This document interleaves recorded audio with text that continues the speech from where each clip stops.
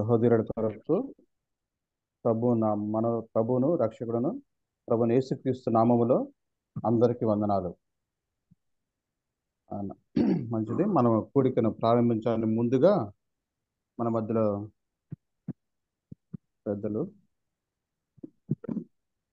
Tatapudi Israel Hyderabad నుంచి YMCA ప్రార్థించవలసిందిగా ప్రభు నామములో తెలియజేస్తున్నానన్న.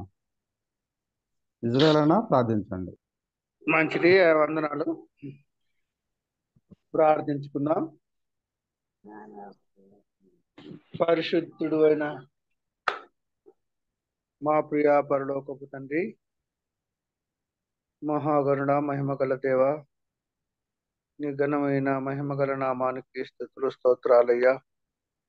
గడిచిన రాత్రి మంచి విశ్రాంతినిచ్చి మా పడకల నుండి మమ్మల్ని సజీవులుగా లేపి ఈ మార్నింగ్ కాన్ఫరెన్స్ లో ఈ జూమ్ యాప్ ద్వారా ఆయా ప్రాంతముల నుండి, ఆయా గ్రామాల పట్టణాల నుండి అందరినీ ఒక తాటిపైకి తీసుకుని వచ్చి నీ మహిమగల నామాన్ని స్తుతించి ఘనపరిచే కృపను మా అందరికి అనుగ్రహించిన విధానాన్ని బట్టి మీకు స్తుతులు స్తోత్రాలు చెల్లిస్తున్నాం. మెటుకు మా దయాళుడైన మా గొప్ప తండ్రి, ఇంకా అనేక మంది చేరవలసి ఉండగా నీ పాద సన్నిధిలో వారందరినీ సమయానికి సకాలంలో చేర్చి నేను వారందరూ నిన్ను స్తుతించుకునే భాగ్యాన్ని దయచేయమని పాస్తున్నదిలో ప్రార్థిస్తున్నాం. ఈ కార్యక్రమాన్ని నిర్వాహకంగా జరిగిస్తున్న నీ దినదాసుడు మా ప్రియుడు సోదరుడు బర్నబాస్ను బట్టి ఆయన పరిచర్యను, ఆయన కుటుంబాన్ని మీరు దీవించండి. మరి నాయన ఈరోజు అధ్యక్షతను వహించి జరిగిస్తున్నట్టు నీ దినదాసుడు మా ప్రియుడు శ్యాంబాబును బట్టి కూడా మీకు వందనాలు స్తోత్రాలు చెల్లిస్తున్నాం. మెట్టుకు మా నాయన ఈ దినమున మరి నాయన వాక్యం కొరకు సిద్ధపాటు చేసిన సత్యం బాబును బట్టి కూడా మీకు స్తోత్రాలు చెల్లిస్తున్నాం. ముందుగా పాటల ద్వారాను మా నాయన స్వరములెత్తి గలములెత్తి నేను స్తుతిస్తుండగా మీరు మహిమను పొందండి దేవా. మరి నీ దినదాసుడు అందించబోయే సందేశము మాకును, సంఘమునకును, సమాజమునకును మరి శ్రేయస్కరంగా ఉండినట్టుగాను, ఆ మాటలు మా జీవితాలలో దిద్దుబాటును, పురుకొలుపును, ఉద్యమను కలుగుటకు కొరకును అనుగ్రహించండి. మీరు మాట్లాడితే మాకు క్షేమము దేవా. మరి మా నాయన ఈ ఉదయకాలమున మరొకసారి మమ్మల్ని మేము తగ్గించుకుంటున్నాం, నేను నిశ్చిస్తున్నాం, కనపరుస్తున్నాం. మమ్మల్ని అందరినీ కూడా నీ బాహుబల హస్తాలకు అప్పచెప్పుకుంటూ ముందున్న కార్యక్రమములంతట్లో మీరే ఆధిపత్యాన్ని క్రమము మర్యాదగా జరిగించి మా అందరి ద్వారా ఘనత, మహిమ, ప్రభావాలు మీరు ఆరోపించుకోమని మా ప్రాణప్రియుడు, మా రక్షకుడు, మా విమోచకుడు, మీ ప్రియ కుమారుడునైన యేసుక్రీస్తు వారి దివ్యమైన మహిమగల నామమును స్తుతులు స్తోత్రాలు చెల్లించి ప్రార్థించి కూడికను ప్రారంభించుకుంటున్నాము మా ప్రియ పరలోకపు తండ్రి. ఆమేన్. ప్రార్థించిన ఇజ్రాయేల్ అన్న గారికి ప్రభు నామములో వందనాలు తెలియజేస్తున్నానన్నా. వందనాలు అయ్యా, వందనాలు. మంచిది. మన మధ్యలో ప్రభు నామను కీర్తన ద్వారా హెచ్చించడానికి మన మధ్యలో G Timothy SL Gudipadu colony నుంచి మన మధ్యలో ఉన్నారు. ఒక కీర్తన పాడి ప్రభు నామను ప్రభు నామలో తెలియజేస్తున్నాను అన్న. జి తిమోతి అన్న ఒక కీర్తన పాడండి. వందనాలన్నా. అన్న వందనాలన్న. దేవునికి స్తోత్రములు. మార్నింగ్ కాన్ఫరెన్స్ కి చేరువచ్చిన దేవుని దాసులకు, పెద్దలకు, పరిశుద్ధులకు ప్రభు అయిన యేసుక్రీస్తు నామమున ప్రేమ వందనాలు తెలియజేస్తూ ఉన్నా. పాట పాడి ప్రభుని స్తుతిద్దాం. నా వాయిస్ క్లారిటీగా ఉందా? ఉందన్న, ఉంది. మంచిది.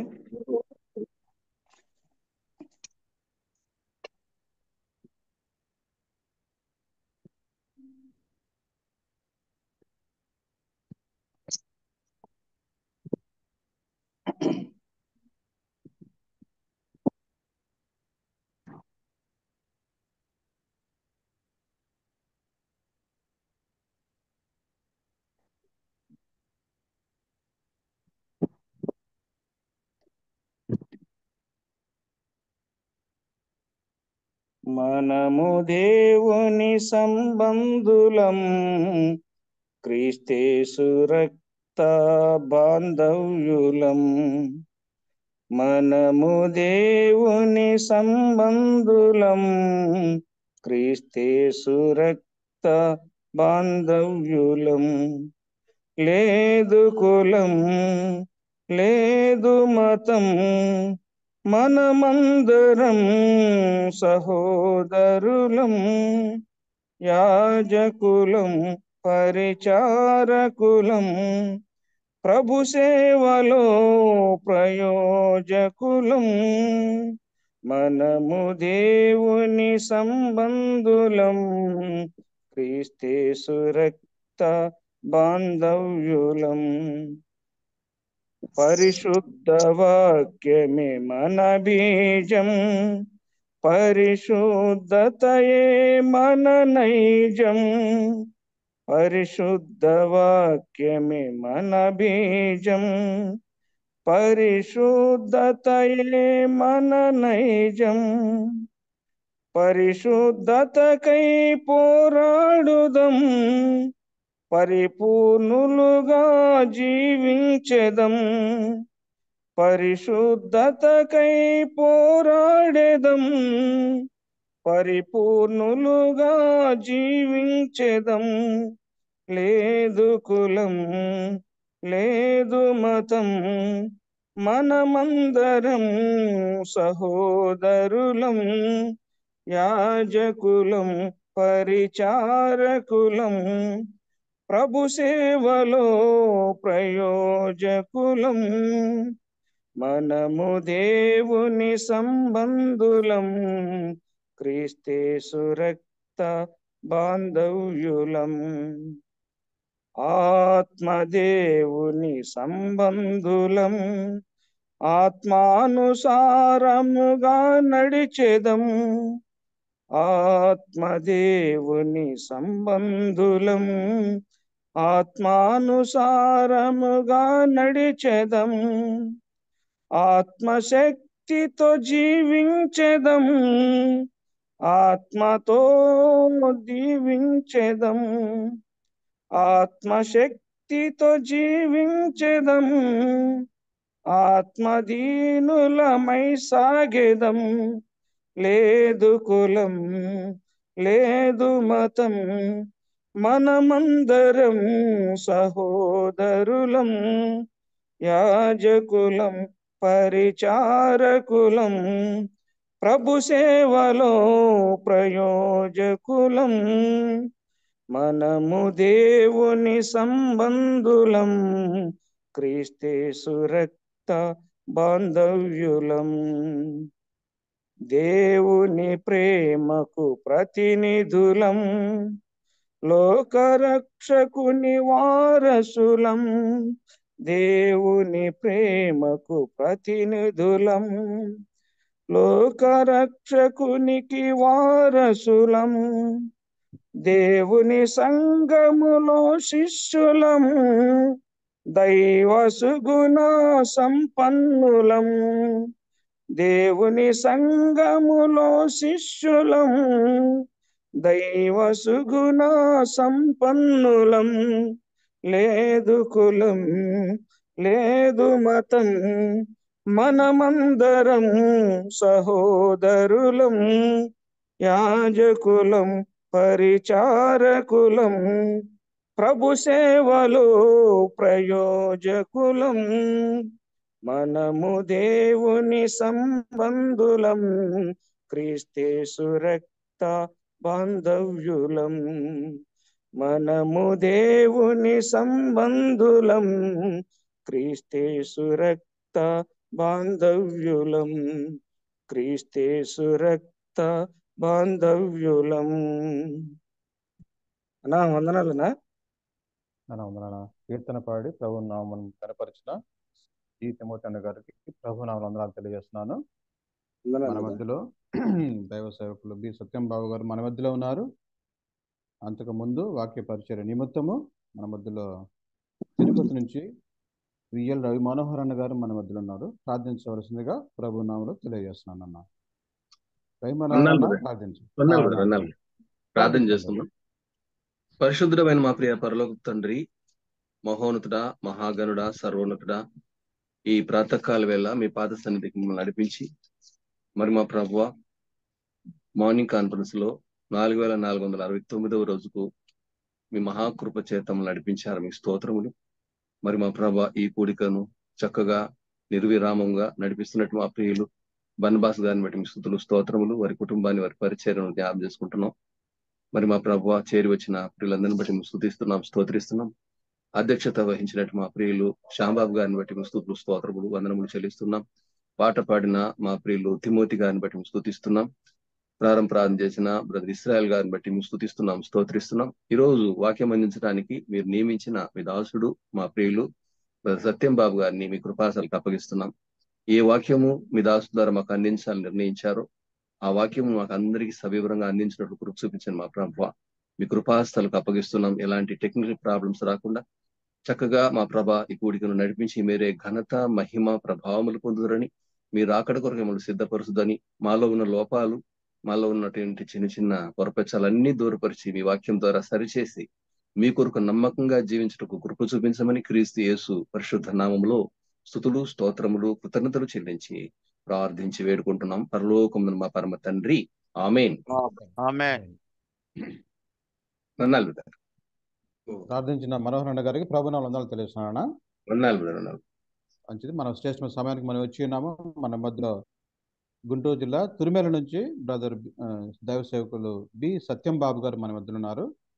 వాక్యం అందించాల్సిందిగా ప్రభునామంలో ఆహ్వానిస్తున్నానా. సత్యం బాబు అన్న వందనాలన్నా. వందనాలన్నా. ప్రభుకు స్తోత్రం చెల్లిస్తున్నాం. క్రీస్తునందు ప్రియమైనటువంటి సోదరి సోదరులకు మరి ఉదయకాలం ప్రభు అయిన యేసుక్రీస్తు నామంలో వందనాలు తెలియజేస్తున్నాం. మాకు ఈ సమయం ఇచ్చినటువంటి ప్రియులు మరి బర్నబాస్ గారు, ఇంకా అలాగే పాత్రులైన సహోదరులందరూ కూడా వందనాలు తెలియజేస్తున్నాం. ఈ సమయంలో మనము ఆదికాండము 8వ అధ్యాయం అబ్రహాము జీవితం నుంచి కొన్ని విషయాలు మనం ధ్యానం చేద్దాం. ఆదికాండం 18వ అధ్యాయం మొదటి 2 వచనాలు చదువుకుందాం. మరియు మమ్రే దగ్గరనున్న సింధూర వనములో అబ్రహాము ఎండవేళ గుడారము ద్వారమందు కూర్చుని ఉన్నప్పుడు యెహోవా అతనికి కనబడెను.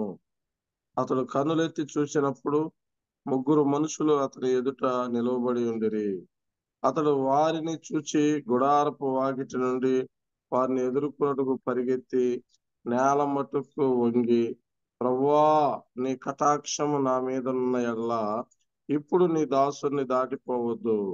నేను కొంచెం నీళ్లు తెప్పించదను, దయచేసి కాళ్ళు కడుక్కొని ఈ చెట్టు కింద అలసట తీర్చుకునుడి. కొంచెం ఆహారం తెప్పించదను, మీ ప్రాణం బలపరుచుకునుడి.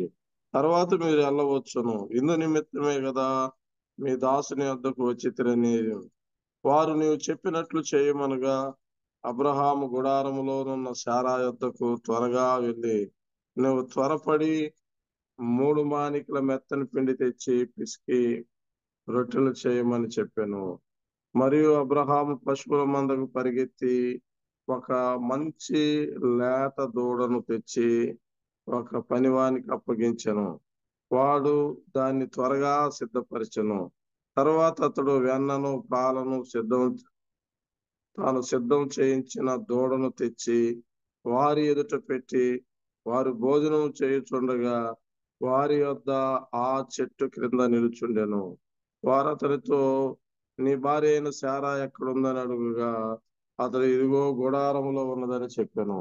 అందుకు ఆయన, మీదటికి ఈ కాలమున నీ యొద్దకు నిశ్చయముగా మరలా వచ్చేదను. అప్పుడు నీ భార్య అయిన శారాకు ఒక కుమారుడు కలుగునని చెప్పాను. శారా ఆయన వెనక నుండి గుడారపు ద్వారముందు వినుచుండెను. పరిశుద్ధుడు అయిన తండ్రి, వందనాలు చెల్లిస్తున్నాం. చదువుకున్న వాక్యాన్ని దీవించి మీ ఆత్మ ద్వారా మాతో మాట్లాడమని, నీ కుమారుడైన క్రీస్తు ప్రభువుని మేము స్పష్టంగా చూస్తానికి, అందులో ఉన్న సందేశాలు వినటానికి సహాయం చేయమని, అల్పుడు నిష్ప్రయోజకుడైన నన్ను మరుగుపరచమని యేసు ప్రభు నామములో ప్రార్థన చేస్తున్నాము తండ్రి, ఆమేన్. ప్రియమైన సోదరి సోదరులారా, ఇప్పుడు అబ్రహాము జీవితమును మనము ధ్యానం చేస్తున్నాం. 12వ అధ్యాయం దగ్గర నుంచి చూస్తున్నాం. ఈ 18వ అధ్యాయంలో మనం చదువుకున్నటువంటి ఈ 10 వచనాలు అధ్యాయం అంతా కలిపి కూడా చెప్పుకుందాం. ఇందులో ఒక చిన్న మాట మనం పెట్టుకొని ధ్యానం చేస్తే మనకి మంచి తలంపులు ప్రభు దయచేస్తున్నాడు. దానికి మార్క్స్ ఆఫ్ మెచ్యూరిటీ అంటే పరిపక్వతకు సంబంధించిన గుర్తులు. Marks of maturity. ఒక వ్యక్తి మెచ్యూరిటీ అంటే పరిపక్వత దశలోకి వస్తున్నాడు అంటే కొన్ని గుర్తులు ఉంటాయి. అలాగే ఉన్నాడా, ఎదుగుదల లేకుండా, మరి పరిపక్వత లేకుండా, పరిధి విస్తరించకుండా, ఫలీకరణ చెందకుండా అలాగే ఉన్నాడా, లేక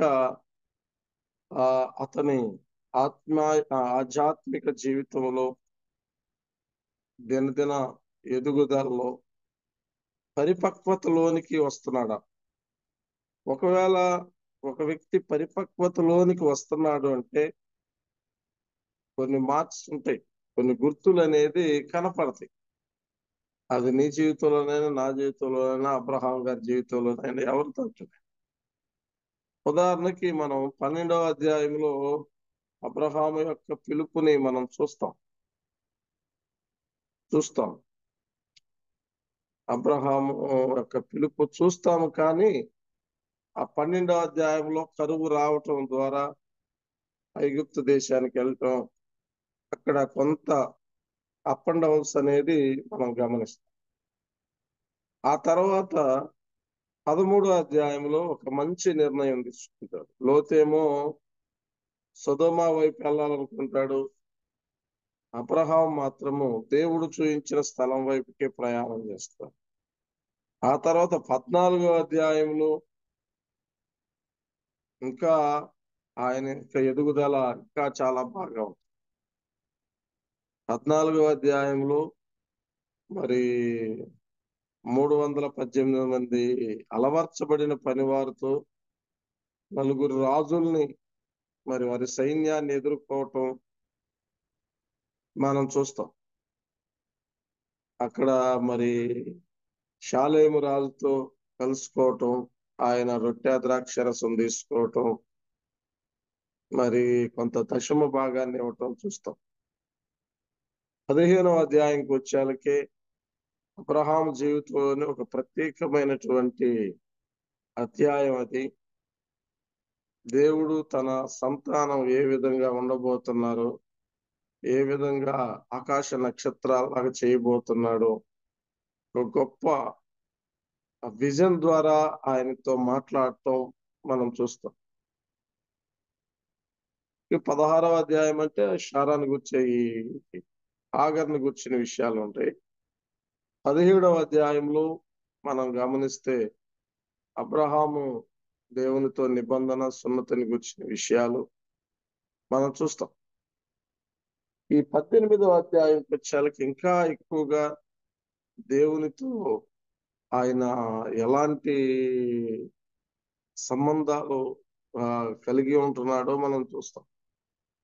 అలాగే అబ్రహాము లాగా మన జీవితాల్లో కూడా సంవత్సరం పరిగే కొంది, దినదినము, వారాలు, నెలలు, సంవత్సరాలు గడిచే కొద్దీ అప్లికేషన్ గా మనలో కూడా ఇలాంటి గ్రోత్, ఇలాంటి మెచ్యూరిటీ అంటే ఈ పరిపక్వత దశలోనికి మనం కూడా వచ్చే వారంగా ఉండాలి.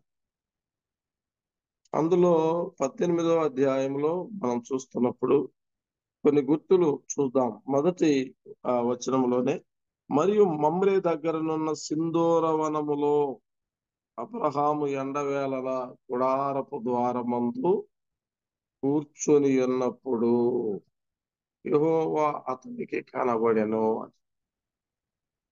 మొదటిగా మమ్రే అంటే అర్థం ఏంటంటే బలిష్టమైన, బలమైన, పుష్టి అనే ఇలాంటి పదాలు ఉన్నాయి. మమ్రే ఆధ్యాత్మికంగా మంచి విషయాలు. రెండవది ఆయన ఉన్నది ఏంటిది అంటే సింధూర వనము అని ఇంగ్లీష్ లో ఓక్ ట్రీ అని ఉన్నది. మనం ఎప్పుడైనా గూగుల్లో సెర్చ్ చేస్తే దాని ఆకు గాని ఆ చెట్టు యొక్క కలర్ గాని ఎలా ఉంటదంటే ఎర్రగా ఉంటుంది. దాని ఎత్తు దాదాపు 30 అడుగుల పైనే ఉంటది. వెడల్పు వచ్చేలకే ఒక 50 అడుగుల దాకా అటు ఇటు కలిపి మొత్తం విస్తరించింది కైవాన్. అంటే ఒక చెట్టు కింద మనం గుడారం వేసుకున్నామంటే చాలా ఎన్నైనా ఒక 2-3 గుడారాలు కూడా వేసుకోవచ్చు ఇటు అటు కలిపి. చాలా పెద్ద చెట్టు. అట్లాంటిది అది ఒక వనం, ఎర్రటిది. నాకు అనిపించింది అది చదువుతున్నప్పుడు సింధూరం అంటే ఎరుపు, రక్తం, రక్తవర్ణం సింధూరం అంటే. అలాంటప్పుడు మన ప్రియ ప్రభు యొక్క సిలువలో ఎలా ఉంటుందా అంటే సింధూరమే. సిలువలో కార్చిన రక్తం, ఆ ప్రవహిస్తున్న రక్తాన్ని మనం గమనిస్తున్నప్పుడు సిలువు కూడా సింధూరంగా మార్చబడింది. ఆ రక్తంతో తడిచిపోయింది. ఆయన రక్తంతో తడిచిపోయింది. మానవునికి దాదాపు 6 లీటర్ల రక్తం ఉంటుంది కదా. ఆ రక్తము అంతా ఆ సిలువలో ఆయన చిందించినట్లుగా మనం చూస్తాం. దీన్ని బట్టి ఇలా అనుకోవాలి, అబ్రహాము ఆ సిలువ నీడలో తన ఇంటిని లేక తన గుడారాన్ని నిర్మించుకున్నాడు. అది ఒక బలమైన కార్యంగా కూడా మనం చెప్పుకోవచ్చు. బలమైన కార్యంగా కూడా చెప్పుకోవచ్చు. సరే, ఎండవేళలా ఆ గుడారపు ద్వారమందు కూర్చొని ఉన్నప్పుడు యెహోవా అతనికి కనబడెను. ఎట్లా? 2వ వచనంలో అతడు కన్నులెత్తి చూచినప్పుడు అని. అబ్రహాము కన్నులెత్తి చూస్తే 3 మనుషులు కనబడ్డారు. ఆ 3 మనుషుల్లో ఒక ఆయన యెహోవా అనేది ఆయనకు అర్థమైపోయింది. ఒక ఆయన యెహోవా, ఇక మిగతా 3 దేవదూతలు, మిగతా 2 దేవదూతలు, వారిలో ఒక ఆయన యెహోవా అనే సంగతి ఆయనకి అర్థమైంది. ఇక్కడ మనం చూస్తున్నాం, అతడు కన్నులెత్తినప్పుడు. అబ్రహాం జీవితంలో మనం చూస్తున్నప్పుడు అక్కడక్కడ కన్నులెత్తాడు అనే విషయాలు మనం చదువుతాం. 13వ అధ్యాయంలో మనం గమనిస్తున్నప్పుడు దేవుడు చెప్పినట్లుగా అతడు కన్నులెత్తి అనే పదాన్ని మనం చూస్తాం. 13వ అధ్యాయము 14వ వచనం. లోతు అబ్రహాము విడిచిపోయిన తర్వాత యెహోవా, ఇదిగో నీ కన్నులెత్తి నువ్వు ఉన్న చోట నుండి ఉత్తరం వైపు, దక్షిణం వైపు, తూర్పు వైపు, పడమట తట్టు చూడు అన్నాడు. దేవుడు భూమి పైన చూడు అంటాడు కన్నులెత్తి. 15వ అధ్యాయంలో మనం గమనిస్తున్నప్పుడు 15వ అధ్యాయంలో కూడా 5వ వచనం, మరి ఆయన వెలుపలికి తీసుకుని వచ్చి నువ్వు ఆకాశం వైపు తేరి చూసి నక్షత్రాలు లెక్కించు. నువ్వు ఆకాశం వైపు కూడా చూడు అంటాడు. భూమి వైపు చూడు నలుదిక్కులా అన్నాడు. ఒక విశ్వాసిగా మనము అబ్రహాము చూపించినట్లు మనకు కూడా చూపిస్తున్నాడు. తూర్పు, పడమర, ఉత్తర, దక్షిణ వైపు మన సంతానం విస్తరించడానికి, మనం విస్తరించడానికి నలువైపులు చూపిస్తున్నాడు. యేసు ప్రభు అయితే నీ కన్నులెత్తి పొలం వైపు చూడు అన్న. రెండవది ఆకాశం వైపు చూడు అన్నాడు. ఎందుకయ్యా అంటే ఆ ఆకాశ నక్షత్రాలు ఎలాగుంటాయో నీ సంతానం కూడా అలాగా ఉంటుంది. మూడవది ఇక్కడ మనం చదువుతున్నప్పుడు దేవుని వైపు చూడు, దేవుని వైపు చూడు. అబ్రహాము కన్నులెత్తినప్పుడు అక్కడున్న ప్రభు వైపు, ఆ దూతల వైపు చూస్తున్నాడు. 22వ అధ్యాయంలో మనం చదువుతున్నప్పుడు అబ్రహాము కన్నులెత్తినప్పుడు 13వ వచనం, 22:13 చూడండి. అప్పుడు అబ్రహాము కన్నులెత్తి చూడగా పొదలో కొమ్ములు తగులుచున్న పొటేలు వైపు చూస్తున్నాడు. బలి వైపున్న క్రీస్తు వైపు ఆయన చూస్తున్నాడు. ఇలాగూ ఈ విషయాలు మనం గమనిస్తున్నప్పుడు అబ్రహాము కన్నులెత్తుట అబ్రహాం 4 లుక్స్ అంటారు, 4 చూపులు. అబ్రహాము యొక్క 4 చూపులు అందులో చూస్తున్నాం. సరే, ఇదిలా ఉంటే ఆయన మెచ్యూరిటీకి ఉన్న గుర్తులు ఏంటి అనేది మొట్టమొదటిగా మనం చదువుతున్నప్పుడు వారి దగ్గరికి పరిగెత్తుకుంటూ వెళ్ళిపోయి వారితో మాట్లాడి, అయ్యా ఆగండి, నీ దాసుని దాటిపోవద్దయ్యా, కొంచెం నీళ్ళు తెప్పిస్తా, కాలు కడుక్కొని ఎండలో వచ్చారు, కొంచెం ఆహారం తెప్పిస్తానయ్యా, మీరు ఈ ఆహారం తీసుకొని కొంచెం బలం పొంది రెస్ట్ తీసుకొని ఇక్కడి నుంచి తర్వాత వెళ్ళిపోండి అయ్యా, మీరు ఎక్కడికి వెళ్ళాలనుకుంటున్నారు అక్కడికి వెళ్ళండి అయ్యా అని చెప్పి వాళ్ళని పిలుస్తున్నారు. ఆ పిలుస్తున్నప్పుడు మరి జరిగింది ఏంటి అంటే, సరేనయ్యా మరి చెయ్యండి అన్నాడు. ఆ తర్వాత మరి ఆయన పరిగెత్తుకుంటూ వెళ్ళిపోయి అందుకెళ్ళి ఒక లేత తోటను తీసుకొచ్చాడు. తర్వాత పిండి 3 మానికలు పిండి తీసుకున్నారు, రొట్టెలు చేశారు. సారమ్మ మంచి రొట్టెలు, పొంగని రొట్టెలు తయారు చేసింది. తర్వాత ఇక్కడ పనివాడు ఆహారం సిద్ధపరిచారు.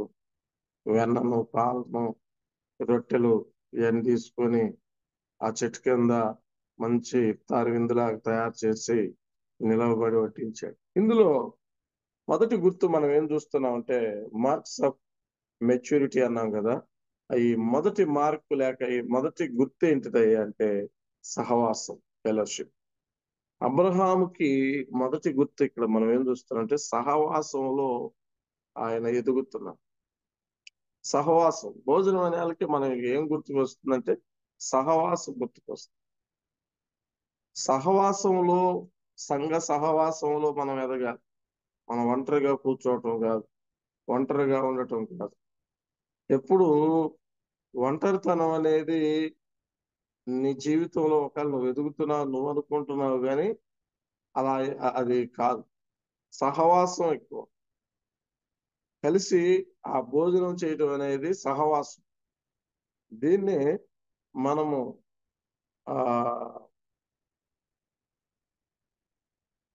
ప్రకటన గ్రంథం 3వ అధ్యాయం 20వ వచనంలో చూస్తే, ఇదిగో నేను తలుపు వద్ద నిల్చొని తట్టుచున్నాను, ఎవరైనా నా స్వరం విని తలుపు తీస్తే నేను అతనితో, అతడు నాతో కలిసి భోజనము చేస్తాం. మేము ఒకరికొకరు భోజనం చేస్తాం, తలుపు తీయండి. సహవాసం. దీన్నే మనం గమనిస్తున్నప్పుడు వాక్యములో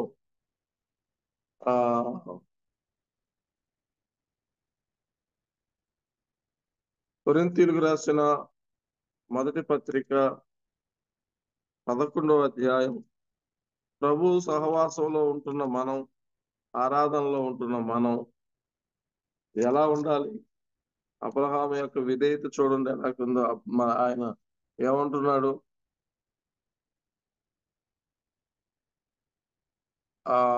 చెప్తున్నాడు చూడండి, 11వ అధ్యాయము 27. కాబట్టి ఎవడు అయోగ్యముగా ప్రభు యొక్క రొట్టెను తినును, లేక ఆయన పాత్రలోని త్రాగును, వాడు ప్రభు యొక్క శరీరమును గూర్చి రక్తమును గూర్చి అపరాధియగును. కాబట్టి ప్రతి మనుషుడు తను తాను పరీక్షించుకొనవలెను, అలాగు చేసి ఆ రొట్టెని తిని ఆ పాత్రలోనిది తాగవలెను. ప్రభు శరీరమని వివేచింపక తిను త్రాగువాడు తనకు శిక్షావిధి కలుగుటికే తిని త్రాగుచున్నాడు. ప్రభు సహవాసంలో, ఆరాధనలో ప్రభు యొక్క రొట్టెను, ప్రభు యొక్క శరీరమును మనం తీసుకుంటున్నప్పుడు మనల్ని మనం పరీక్షించుకోవాలి, మనల్ని మనం సరిచేసుకోవాలి. ఆ రొట్టెని తిని ఆ పాత్రలో చేయి వేసే ప్రతివాడు తన్ను తాను పరీక్షించుకోవాలి అన్నాడు. మనమేమో అందరినీ పరీక్ష చేస్తాము, ఆ రొట్టెలో చేయేస్తాం. నాలో ఏముంది, నేను దేవునికి మరి దూరంగా ఉన్నానా, మరి దేవునికి దగ్గరగా ఉన్నానా, నాలో లోపాలే ఉన్నాయి, అయోగ్యము అన్నాడు. అవును, ఎవడు అయోగ్యమైనవి ఏవైనా నాలో ఉన్నాయా, అవిధేయత సంబంధమైనది ఏదైనా ఉందా అని మనం సరి చేసుకోవాలి. కాబట్టి అబ్రహాము జీవితంలో మొట్టమొదట మనం గమనిస్తున్నప్పుడు ఆయన పరిపక్వత దశకి ఎదగటానికి మొట్టమొదట సహవాసం. అపోస్తుల కార్యాలు 2:42లో వారు ప్రార్థన యందు, సహవాసమందు, రొట్టె విరుచుట యందు, అపోస్తుల బోధ యందు ఎడతెగక ఉన్నారు.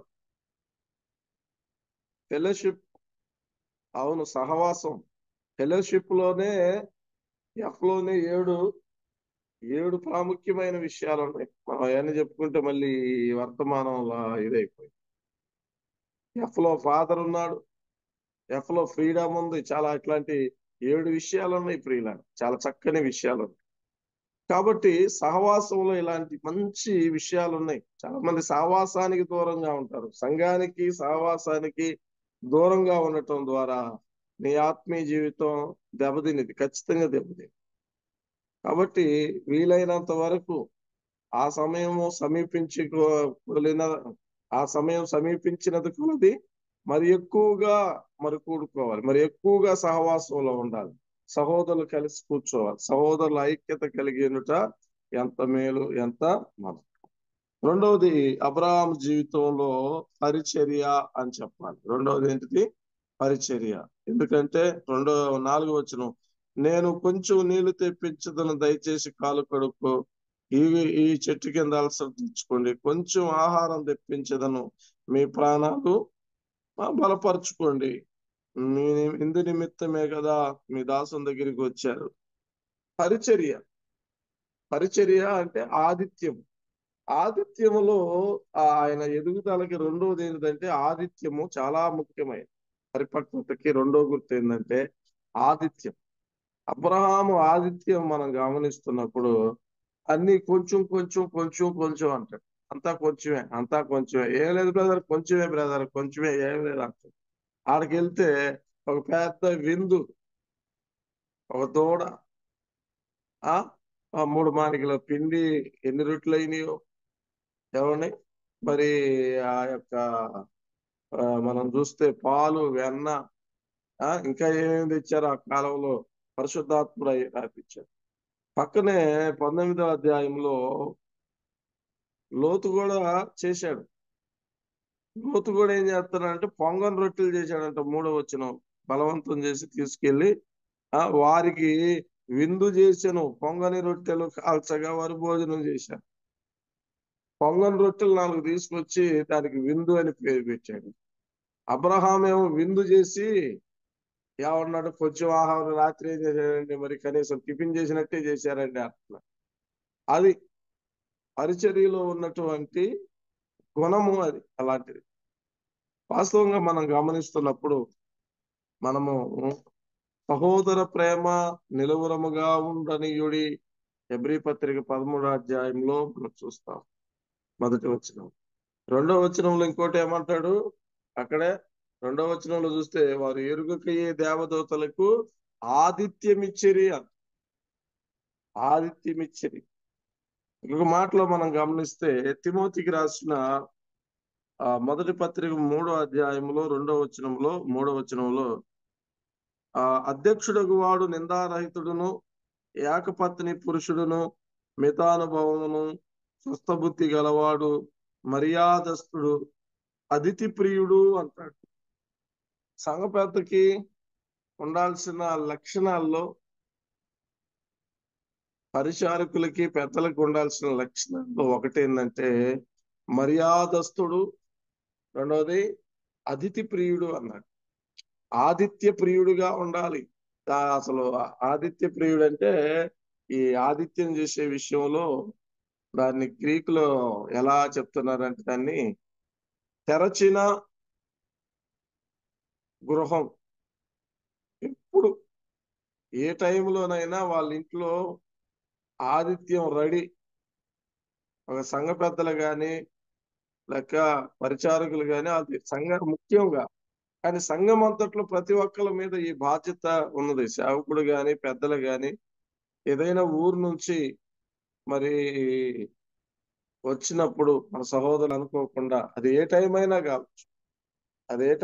కావచ్చు, మనము అతిథి ప్రియులుగా ఉండాలి, తెరచిన గృహంగా ఉండాలి. లేదు బ్రదర్, మాదేమో చిన్న ఇల్లు అంటే వాళ్ళు ఉన్నారు, ఏడున్నారు, అది అంత కుదరదు బ్రదర్, ఏడవ చోట చూడండి, మనకి ఇప్పుడు ఏడ కుదురుతుంది, మందిరానికి కూడా తాళం లేనట్టుంది అదేమో అని చెప్పి ఏదో ఒక సాకులు చెప్పేవాళ్ళుగా ఉండకూడదు. బైబిల్ వాక్య ప్రకారంగా చెప్తున్నాను. అంటే నేను రేపు మీ దగ్గరికి వస్తున్నానని కాదు, చెప్తున్నా ఒక విషయం. జనరల్ గా ఏ సేవకులైనా ఏ సహోదరులైనా ఇలాంటి పరిస్థితులు వచ్చినప్పుడు మనము ఎమ్మటే స్పందించాలి, సహకరించాలి. ఇవన్నీ స్పందించాలి, సహకరించాలంటే భార్య సహకరించాలి. అక్కడ శారమ్మ హెవీ డ్యూటీ చేస్తుంది, ఆ వృద్ధాప్యంలో హెవీ డ్యూటీ చేస్తుంది. అలాగుండాలి భార్య. నువ్వు ఎప్పుడు పడితే అప్పుడు తీసుకొస్తావు, ఎవరిని పడితే వాళ్ళు చేస్తావు, ఇంట్లో ఆడపిల్లలు ఉన్నారు, వాళ్ళు ఉన్నారు, వీళ్ళు ఉన్నారు, ఏడెవరు చేస్తారు, పోయి అక్కడ ఏడో హోటల్లో టిఫిన్ పెట్టి ఏడో లాడ్జింగ్ లో పడుకోబెట్టా అని ఇలాంటి మాటలు మనం మాట్లాడకూడదు. దేవుని నమ్ముకున్న మనలో ఇలాంటి విషయాలు మనం చూస్తాం. మా ఓనర్ గారు ఊరుకోడండి, మేము అసలు ఆ ఇంట్లో ఉంటున్నాము, ఆయనకి ఒక ఎగస్ట్రా మనిషి వస్తే ఊరుకోడండి అని ఏయో మాటలు. అంటే అసలు ముందు నీ హృదయంలోనే తలుపు మూయబడింది. మొట్టమొదట నీ హృదయంలోనే తలుపు మూయబడింది. కాబట్టి నువ్వు తెరవలేవు, నువ్వు చెప్పలేవు, చూపించలేవు. అది రెండు. మూడవది, ఆయన మెచ్యూరిటీకి మూడవ గుర్తు ఏంటయ్యా అంటే చురుకుదనం. ఎట్లా మనం చూస్తున్నామంటే రెండవ వచనంలో కింద భాగంలో మనం చూస్తే అతడు వారిని చూసి గుడారపు వాకిటి నుండి వారిని ఎదుర్కొనుటకు పరిగెత్తి నేల మట్టుకు వంగి. 6వ వచనంలో అబ్రహాము గుడారంలో ఉన్న శారా దగ్గరికి త్వరగా వెళ్ళి నువ్వు త్వరపడి 7వ వచనంలో మరియు అబ్రహాము పశువుల మందకు పరిగెత్తి.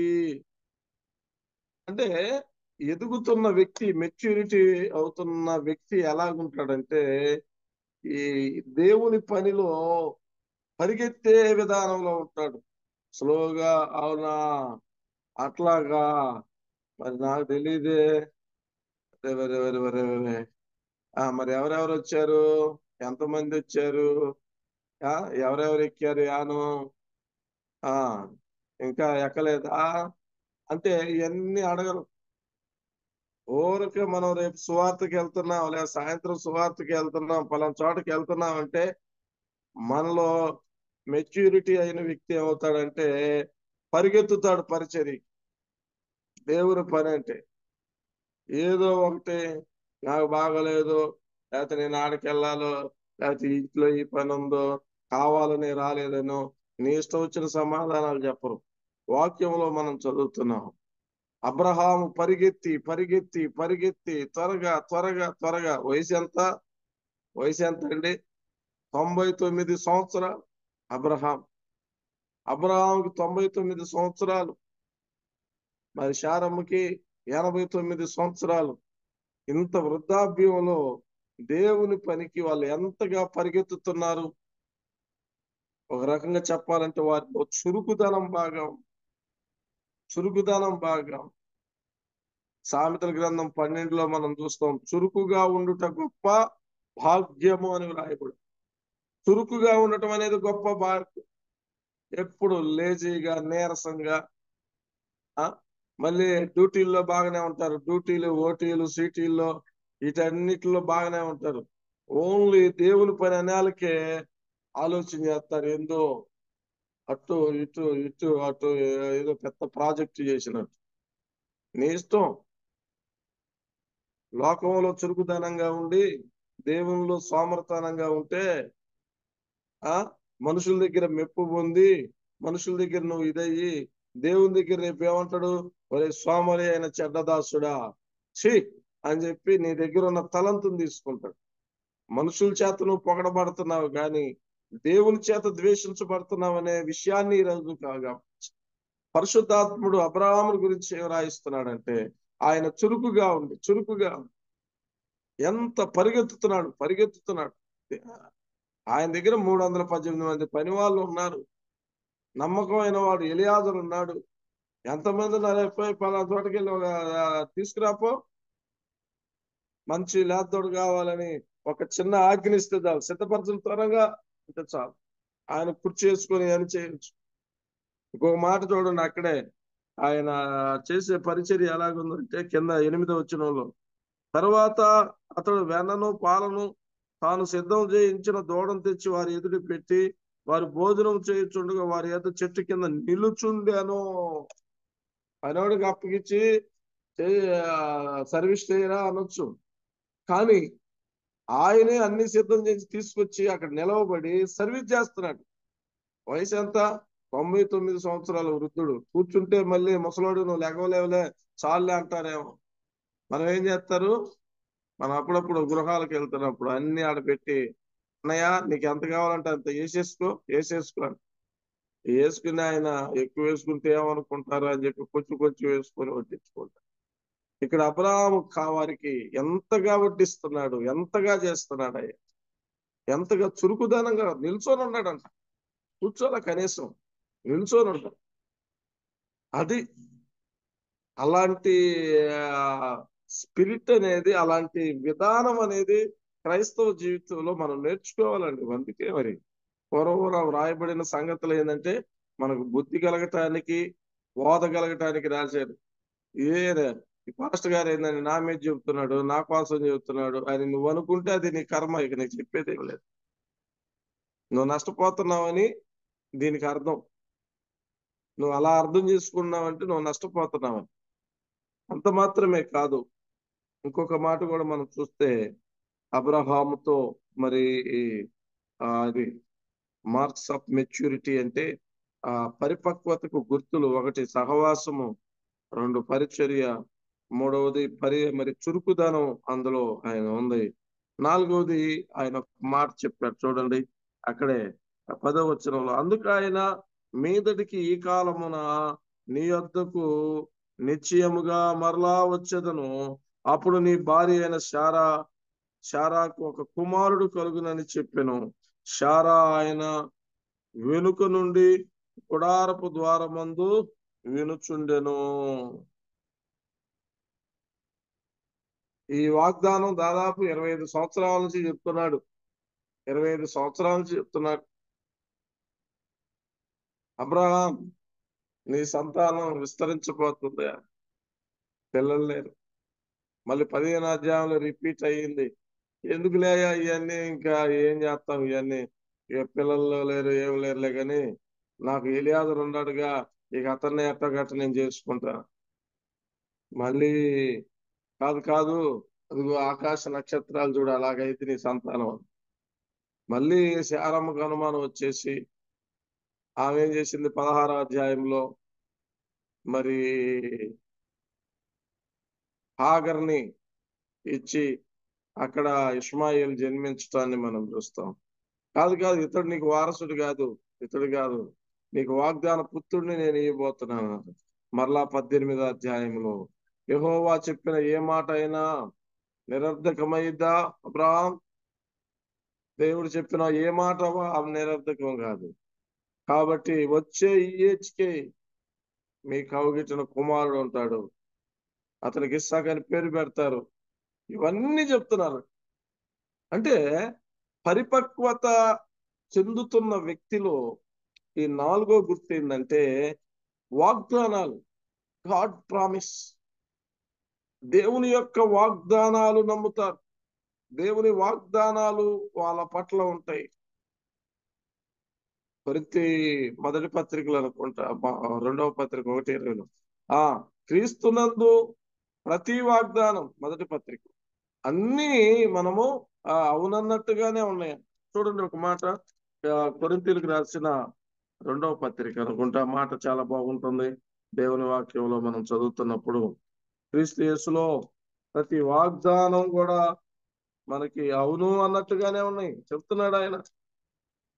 రెండవ పత్రిక 1వ అధ్యాయము 20వ వచనం, దేవుని వాగ్దానాలు ఎన్ని అయినను అన్నీ క్రీస్తునందు అవునన్నట్టుగానే ఉన్నవి కనుక మనము మన ద్వారా దేవునికి మహిమ కలుగుటకై అవి ఆయన వల్ల నిశ్చయమైనట్టుగా ఉన్నాయి. యేసు ప్రభువులో చెక్కిచ్చేశాడు.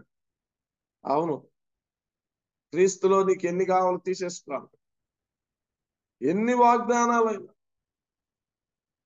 రాసిన 2వ పత్రిక 1వ అధ్యాయం 3-4 వచనాలు అమూల్యమైన వాగ్దానాలు మనకి ఇచ్చాడు.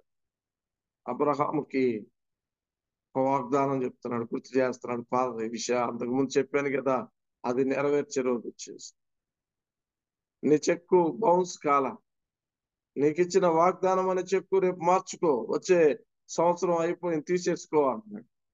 అవును ప్రియులారు, నిజంగా ఈ విషయాలు ఎంత బాగా అంటే మెచ్యూరిటీ అవుతున్న వ్యక్తిలో వాగ్దానాలు నమ్మరు కాదు, నమ్ముతారు. వాగ్దానాల మీద విశ్వాసం ఉంచుతారు. అయ్యో నాకెంత, నా వయసు ఎంత, దాదాపు నాకేమో చెప్పాలి 99 వచ్చింది, చారమ్మకి ఏమో 89 వచ్చింది, ఏడండి అని అనుకోవట్లా. 4వ అధ్యాయంలో పరిశుద్ధాత్ముడు రోమా పత్రిక 4వ అధ్యాయము 19వ వచనం చూడండి, లేక 18 కాంచి, నీ సంతానము ఇలాగు ఉండునని చెప్పిన దానిని బట్టి తాను అనేక జనములకు తండ్రి అగునట్లు నిరీక్షణకు ఆధారం లేనప్పుడు అతడు నిరీక్షణ నుంచి నమ్మాడు. అసలు ఏం ఆధారం లేదు. ఆమెకేమో కాన్పులు ఉడికిపోయి అంటే స్త్రీ ధర్మం ఆగిపోయింది, ఈయన వృద్ధాప్యంలో ఉన్నాడు. మరియు అతడు విశ్వాసమందు బలహీనుడు కాక రమారమి 100 వయస్సు గలవాడై ఉండినప్పుడు తన శరీరము మృతతుల్యమైనట్టుగా శారాగర్భము మృతతుల్యమైనట్టుగా ఆలోచించను గాని అవిశ్వాసం వల్ల దేవుని వాగ్దానాన్ని గురించి సందేహింపగా, అవిశ్వాసం వల్ల దేవుని వాగ్దానాల గురించి సందేహింపలేదు, కానీ దేవుని మహిమపరిచి ఆయన వాగ్దానం చేసిన దాన్ని నెరవేర్చుటకు సమర్థుడని రూఢిగా విశ్వసించి విశ్వాసం వల్ల బలం పొందెను. ఒకసారి కొంచెం అనుమానం వస్తుంది, శరీరంలో ఉన్నాము కానీ దాన్ని పక్కన పెట్టేశాడు.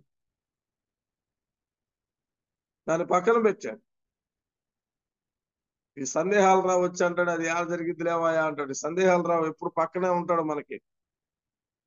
ఇది నిజమా, ఇది జరిగిద్ది అంటావా, అయ్యిద్ది అంటావా అని సందేహాలు రావు పక్కనకు వస్తాడు.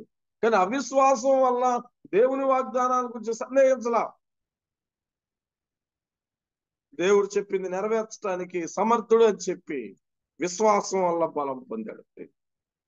కాబట్టి ఇక్కడ మనం చూస్తున్నాం, ఈ పరిపక్వత చెందుతున్న వ్యక్తిలో 4వ గుర్తు ఏంటంటే వాగ్దానాల్లో స్థిరపడతారు, నమ్మకం. 5వ విషయంలో కూడా మనం గమనిస్తున్నప్పుడు ఈ పరిపక్వత చెందుతున్న ఈ వ్యక్తిలో ఉన్న 5వ అమూల్యమైన విషయం ఏమిటయ్యా అంటే ఆ 16, 17, 17, 18, 19 వచనాల్లో మనం చదువుతుంటే, అప్పుడు యెహోవా నేను చేయబో కార్యము అబ్రహాముకు దాచదన, అబ్రహాము నిశ్చయముగా బలము గల గొప్ప జనముగును, అతని మూలముగా భూమిని సమస్త జనులు ఆశీర్వదించబడునుగా. అంటే అబ్రహాముకు నేను ఒక విషయం చెప్పాలి. అబ్రహాం నా స్నేహితుడు. అబ్రహాంకు ఒక విషయం చెప్పాలి. ఏంటిది? అబ్రహాం భూమి మీద గొప్ప, ఆయన ద్వారానే భూలోకం అంతా ఆశీర్వదించబడుతుంది. మరి ఈ సమయంలో ఒకటి నేను నాశనం చేయబోతున్నాను, సొదొమ గొమొర్రా పట్టణాల విషయాల్లో.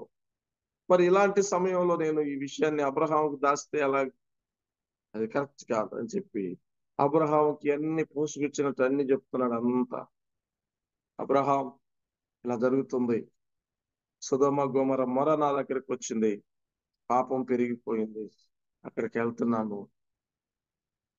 ఇందులో మనం ఏం చూస్తున్నామంటే దేవునిలో టూ సైడ్, రెండు కోణాలు చూస్తున్నాడు అబ్రహాం. ఇప్పుడే నాతో మాట్లాడాడు, నా దగ్గర భోజనం చేశాడు, మమ్మల్ని దీవించాడు, ఆశీర్వదించాడు, మాకు వచ్చే సంవత్సరం కుమారుడు ఇస్తున్నానని చెప్పాడు.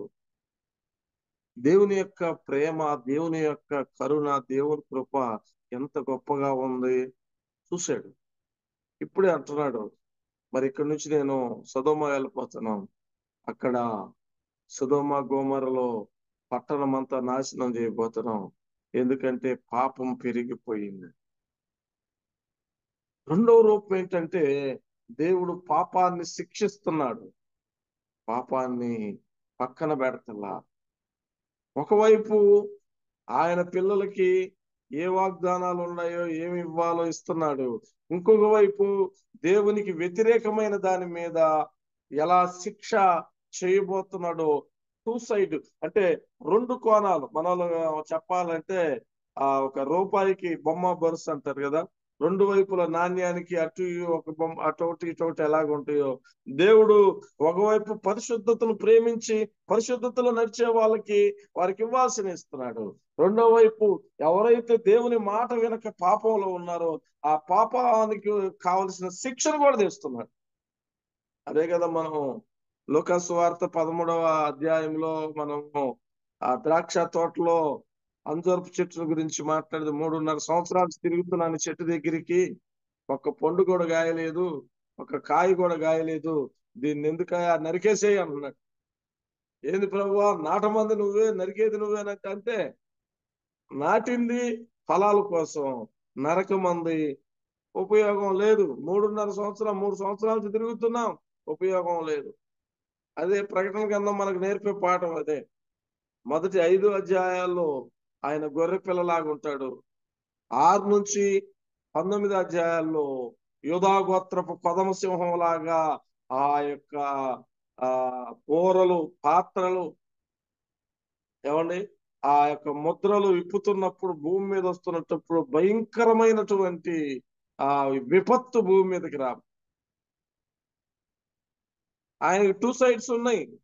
ఇప్పుడు నువ్వేమనుకున్నావంటే యేసుప్రభు అంటే ప్రేమామయుడు, దయామయుడు, కరుణామయుడు, వాస్తవం అది. కానీ రేపు రాకళ్ళు అలాగ ఉండదు. యూదా గోత్రపు కదం సింహంలాగా రాబోతున్నాడు. అబ్రహాం చూస్తున్నాడు, ఇప్పుడు దాకా ఎంత చక్కగా, అసలు ఎంత ఫెలోషిప్, ఎంత ఉన్నాడు. ఇప్పుడు దేవుడు చెప్పే విషయాన్ని ఆయన హృదయంలో ఒక పెద్ద అమ్మో, సొదొమ గోమర యొక్క జంట నగరాలని, దాని దగ్గర చుట్టుపక్కల ఒక 5 నగరాలు ఉన్నాయి, ఈ 5 నగరాలు భస్మీపటంలో చేయబోతున్నాడు. అమ్మో జాగ్రత్త, పంచభూతములు మిక్కటమైన వేండ్రంతో లయం కాబోతుంది. మన ఇష్టం వచ్చిన. అందుకే ప్రభు కూడా అన్నాడు, లోతు దినములు ఎలాగుండునో మనుషు కుమారుడు దినాలు అలాగుంటాయి, నోవాహు దినాలు ఎలాగున్నాయో మనుషు కుమారుడు దినాలు అలాగుంటాయి. మనుషులు ద్వేషిస్తున్నారు వాక్యం చెప్తుంటే, సేవకుల మీదకి తిరుగుబాటు చేస్తున్నారు. ప్రవీణ్ పగడాల అని ఆయన్ని చంపేశారు. చూడండి, మతద్వేషులు. మరి ఇలాంటి విధానాల్లోకి వస్తున్నారు. మంచి చెప్తున్నా కానీ నమ్మటల్లా. చివరికి దేవుని ఉగ్రత దిగిన తర్వాత నువ్వేం చేస్తావు, నేనేం చేస్తాను, మొత్తం కాలిపోయి. కాబట్టి ఈ పరిపక్వత చెందిన వ్యక్తి ఎప్పుడు ఎలాగుంటాడంటే దేవుని యొక్క కోణాలను చూస్తాడు. 6వ చెప్పి నేను ఆమెనంటాను. మన టైం కూడా అయిపోతున్నట్టుంది, ఇంకొక 5 నిమిషాలు 4 నిమిషాలు ఉంది. 6వదిలో మనం గమనిస్తున్నప్పుడు 20 నుండి 33 వచనాల్లో మనం చదువుతున్నప్పుడు అక్కడ 22 వచనం, ఆ మనుషులు అక్కడ నుండి తిరిగి సొదొమ వైపుకి వెళ్ళి అబ్రహాము ఇంకా యెహోవా సన్నిధిలో నిలుచుండెను. ఇంకా ఇంకా ఇంకా ఇంకా ఇంకా ఎంతసేపు అయినా ఉంటాడు. మనకి అబ్రహాము ప్రార్థన చేస్తాడనే సంగతి తెలుసు, కానీ ఆయన ఎంత ప్రార్థనాపరుడు అనేది, ఆయనలో ప్రార్థనలో ఉన్నటువంటి విస్తరణ ఏంటి అనేది మనకి ఇక్కడ చూస్తాం. ఎక్కడ 18వ అధ్యాయం 20 నుంచి 33 వచనాల్లో దేవునితో ఆయన చేస్తున్న ఆ సంభాషణ మనం చదువుతున్నప్పుడు ఓహో ప్రార్థనలో ఇలాగూ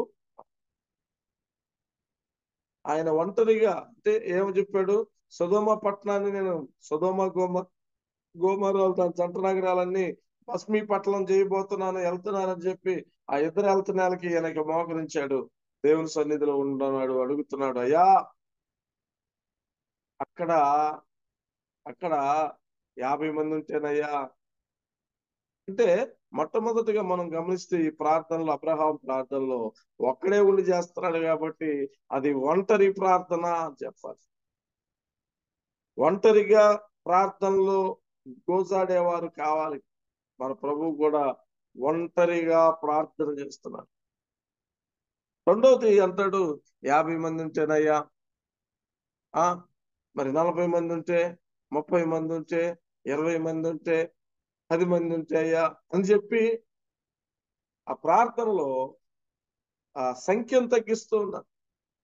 మా వాళ్ళు అక్కడే ఉన్నాడు కదా, కనీసం అక్కడ ఒక అసెంబ్లీ ఏర్పడి ఉంటది, క్రిస్టియన్ అసెంబ్లీ, కనీసం 50 మంది ఉన్నారేమో, లేదంటే 40 మంది అన్నా ఉన్నారేమో, లేదంటే 30 మంది అన్నా కూడగట్టి ఉంటాడేమో, లేదంటే 20 మంది అన్నా 10 మంది అన్నా ఉంటారేమో అని అనుకుంటున్నాడు.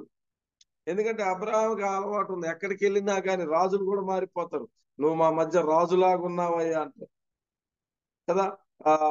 13వ అధ్యాయంలో కొంతమంది అబ్రహాంతో నిబంధన చేశారు అన్య రాజులు, అలవర్చాడు. అలాగ మరి మా లోతు కూడా అలా పనిచేస్తున్నాడు అనుకున్నాడు. ఏమి లేదు, ఈయన పోయి రోజు కూర్చోవడం, రావటం, ఉండటం, వాడు చేసేది ఈడు చేసేది చూడటమే కానీ ఆత్మల రక్షణ లేదు. అలాగే చేద్దాం అని చెప్పి అన్నాడు. అంటే గోజాడే ప్రార్థన, ఒంటరి ప్రార్థన, గోజాడే ప్రార్థన అన్నాడు. అంతేకాదు అక్కడ అంటాడు, అబ్రహాము ప్రార్థనలో మనం చదువుతున్నప్పుడు ఇంకొక మాట కూడా మనం చూస్తాం 27వ వచనంలో. అందుకు అబ్రహాము, ఇదిగో ధూళియు, అయ్యా నేను దుమ్ము ధూళినయ్యా. ప్రపంచంలో విశ్వాసులకు తండ్రి ఏమంటారంటే, నేను ఒక దుమ్ము ధూళి లాంటి వాళ్ళేమో పెద్దగా హెచ్చించుకుంటారు. అబ్రహాము, నేను ఒక దుమ్మును ధూళిని, కాళ్ళ కింద ఉండే దుమ్ము ధూళినయ్యా, నీ దగ్గర ప్రార్థన చేస్తున్నాను, ఒక చిన్న విషయం అడుగుతానయ్యా. అడిగేటప్పుడు చూడండి ఎలాగ అడుగుతున్నాడు, ఇది తగ్గింపు ప్రార్థన అని చెప్పాలి. అంతేకాదు బూడిదనయ్యా అన్నాడు. బూడిద అంటే పాత నిబంధనలో బూడిద పూసుకొని అవి గోనె పట్టలు కట్టుకుంటా ఉంటారు. ఎందుకు? పశ్చాత్తాపడేటప్పుడు అలాంటి బూడిద పోసుకుంటారు. నేను బూడిదనయ్యా, బూడిదనయ్యా, నేను బూడిదని తీసుకెళ్లి దెబ్బలో పూసేస్తానయ్యా, బూడిద పక్కన పడేస్తారయ్యా, నేను ఒక బూడిదనయ్యా. పశ్చాత్తాప ప్రార్థన. వీళ్ళారు నిజంగా మనం గమనిస్తున్నప్పుడు అక్కడ ప్రభు కోపపడని వాళ్ళ ఇంకొక మారే మాట్లాడుతును చెప్పి మాట్లాడుతూ అలాగే 32వ వచనంలో అతడు ప్రభు కోపపడిన వాళ్ళ నేను ఇంకొక మారే మాట్లాడుతును, ఒకవేళ అక్కడ 10 మంది కనబడుదురేమో, ఆ 10 మందిని బట్టి నాశనము చేయకుందు నేను యెహోవా అబ్రహాముతో మాట్లాడించి చాలించి వెళ్ళిపోయాను. అబ్రహాము తన ఇంటికి వెళ్ళిపోయాడు. అయితే ఒక విషయం మనం ఏం చూస్తామంటే 20వ అధ్యాయం చూడండి, 19వ అధ్యాయం 27వ వచనం. తెల్లవారినప్పుడు అబ్రహాము లేచి తాను యెహోవా సన్నిధి నిలిచిన చోటుకి వచ్చెను అంటాడు. మళ్ళీ వస్తున్నాడు. అయితే మనము ఇక్కడ మనం ఏం చూస్తున్నామంటే, దేవుడు అబ్రహాము ప్రార్థన విని లోతును 29వ వచనం అండి, 29. దేవుడు ఆ మైదాన పట్టణంలో పాడు చేయనప్పుడు దేవుడు అబ్రహామును జ్ఞాపకం చేసుకుని లోతు కాపురం ఉన్న పట్టణమును నాశనం చేయనప్పుడు ఆ నాశనం మధ్యలో నుండి లోతును నశించకుండా అతన్ని తప్పించెను. జవాబుతో కూడిన ప్రార్థన, ప్రేయర్ రిక్వెస్ట్ పెట్టాడు, కానీ దానికి జవాబు దేవుడిచ్చాడు. అబ్రహాము ప్రార్థన ఒంటరి ప్రార్థన, అబ్రహాము ప్రార్థన గోజాడే ప్రార్థన. అబ్రహాము ప్రార్థన తగ్గింపు ప్రార్థన, అబ్రహాము ప్రార్థన పశ్చాత్తాపంతో కూడిన ప్రార్థన, అబ్రహాము ప్రార్థన ఇక్కడ మనం చూస్తున్నప్పుడు అది గోజాడే ప్రార్థన. అంటే పరిపక్వత చెందిన వ్యక్తి యొక్క గుర్తు ఏంటంటే, ఆరవది నశించే ఆత్మల కోసం భారం కలిగి ఉంటాడు. అది నేను పరిపక్వత వస్తుంది అంటే, సొదొమలో ఎంతమంది కాలిపోతారు, గోమర్రాలో ఎంతమంది కాలిపోతారు, ఉభయ గోదావరిలో ఎంతమంది కాలిపోతారు, కృష్ణా గుంటూరు ఎంతమంది కాలిపోతారు, డెల్టా ఎంతమంది కాలిపోతారు, తెలంగాణలో ఎంతమంది కాలడానికి సిద్ధంగా ఉన్నారు. వాళ్ళందరినీ ఎలాగైనా మేము విడిపించాలి, ఎలాగైనా తప్పించాలి. రెండు ప్రయత్నాలు. ఒకటి కత్తి తీసుకొని ప్రయత్నం చేశాడు, రెండోది ప్రార్థనతో ప్రయత్నం చేశాడు. అవును, 2 సార్లు, ఎన్నిసార్లు అయినా మళ్ళీ తప్పిపోతే మళ్ళీ తప్పించడానికి రెడీగా ఉన్నాడు. పరిపక్వత చెందిన వ్యక్తి యొక్క గుర్తు ప్రియుల. కాబట్టి ఈ విషయాలు మనం గమనిస్తున్నప్పుడు 18వ అధ్యాయంలో ఈ మెసేజ్ యొక్క నేమ్ మార్క్స్ ఆఫ్ మెచ్యూరిటీ, పరిపక్వత చెందిన వ్యక్తి యొక్క గుర్తులు మనం అబ్రహాము జీవితం, 1 సహవాసం, 2 పరిచర్య, 3 చురుకుదనం, 4 వాగ్దానాలు నమ్మటము, 5వది దేవుని యొక్క 2 రూపాలు చూస్తాము, 6వది నశించే ఆత్మల పట్ల ఆయన భారము కలిగిన వాడుగా ఉంటాడు. కాబట్టి ఇలాగూ మరి అబ్రహాము జీవితంలో ఉన్న విషయాలను మనం ధ్యానం చేస్తూ ఆత్మీయంగా బలపడదాం. దేవుడి చిన్న వాక్యాన్ని దీవించునుగా. ఆమేన్.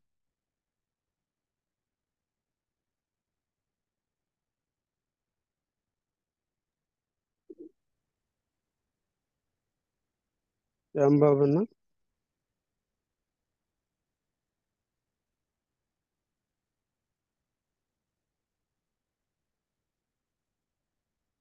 రాంబాబు అన్న, మీ వాసన పడట్లే.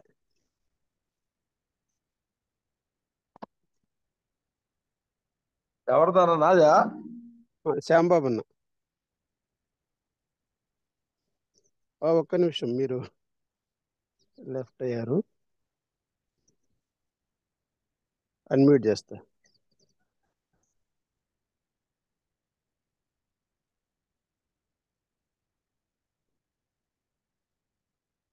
ఇప్పుడు అన్మ్యూట్ అవ్వండి. మంచిది. దైవ సందేశం ఇచ్చిన పెద్దలు దైవ సేవకులు బి సత్యనారాయణ బాబు గారికి ప్రభునామములు అందరూ తెలియజేస్తున్నాను. చివరిగా మన ప్రార్థన కూడికి ముగించడానికి మన మధ్యలో డి ఎరపరెడ్డి అన్న గారు నల్లమాడ నుంచి ఉన్నారు. ప్రార్థించి కూడికి ముగించవలసిన ప్రభునామములు తెలియజేస్తున్నాను. ఎరపరెడ్డి అన్న ప్రార్థించండి. నా వందనాలు. ప్రార్థించండి. తండ్రి మహాపరిశుద్ధుడా, మీ నామానికి స్తోత్రాలు నాయన. ప్రేమించి మాకు ఇచ్చిన మరొక నూతన దిన ప్రవేశాన్ని బట్టి స్తోత్రాలు. మరొక ఉదయకాలం మార్నింగ్ కాన్ఫరెన్స్ లో ఈ విధంగా ప్రభా మేమందరం ఆయా స్థలంలో నుంచి కూడి చేరి మేము మీ నామాన్ని జ్ఞాపకం చేసుకునే భాగ్యం ఇచ్చినందుకే వందనాలు తండ్రి.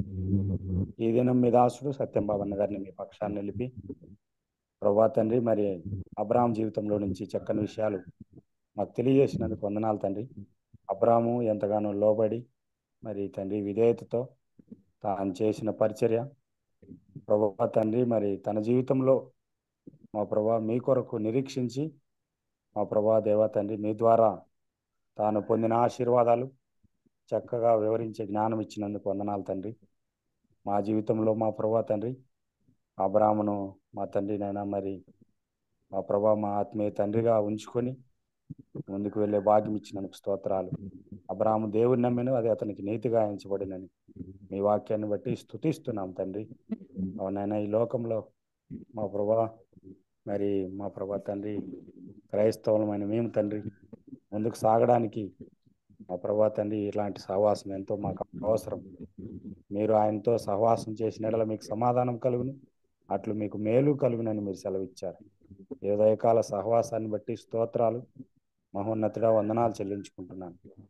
నా తండ్రి నేను మిదాసుడు బర్నబాస్ అన్న గారు మరి తండ్రి మరి ఈ యొక్క పరిచర్య ద్వారా అనేక మంది దైవ సేవకులను తండ్రి ఈ కాన్ఫరెన్స్ ద్వారా పరిచయం చేస్తూ మా తండ్రి దేవుని వర్తమానాన్ని వినిపించే విషయంలో మీ దాసునికి ఇచ్చిన బాధ్యతను భారాన్ని బట్టి స్తోత్రాలు. కుటుంబాన్ని సంఘాన్ని దీవించండి. ఈ దినము తండ్రి బాధ్యత వహించిన శ్యాంబాబన్న గారిని బట్టి వందనాలు.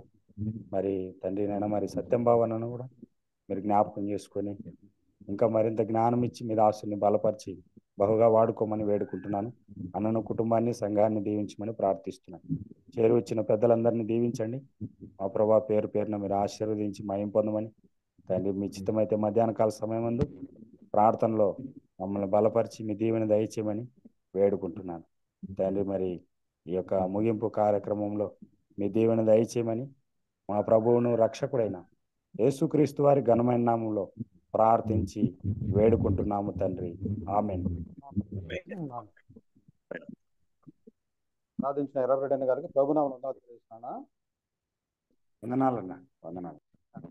మనము జూమ్ కాన్ఫరెన్స్ 4469 రోజున ప్రభు మనందరినీ ఇలాగూ ఆయన సన్నిధిలో కనబడడానికి ఆయన మాటలు వినడానికి మనకి బట్టి ప్రభు దాసు నిలబెట్టి అబ్రహాము జీవితంలో ఆదికాండం 18వ అధ్యాయంలో అబ్రహాము జీవితంలో దేవుడు చేసిన ప్రతి ఒక్క కార్యము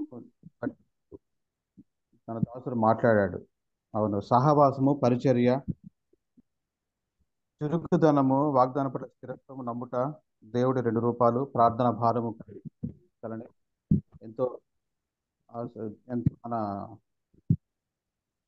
ఆ దేవుడు తన ఆత్మతల నింపుదల మాట్లాడిన సత్యాలను బట్టి ప్రభును మంచి సహవాసము దేవుని సన్నిధిలో సహవాసం కలిగి మనం జీవించాలి.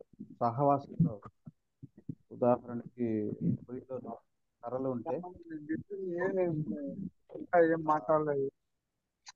అయ్యే 4 కర్రలు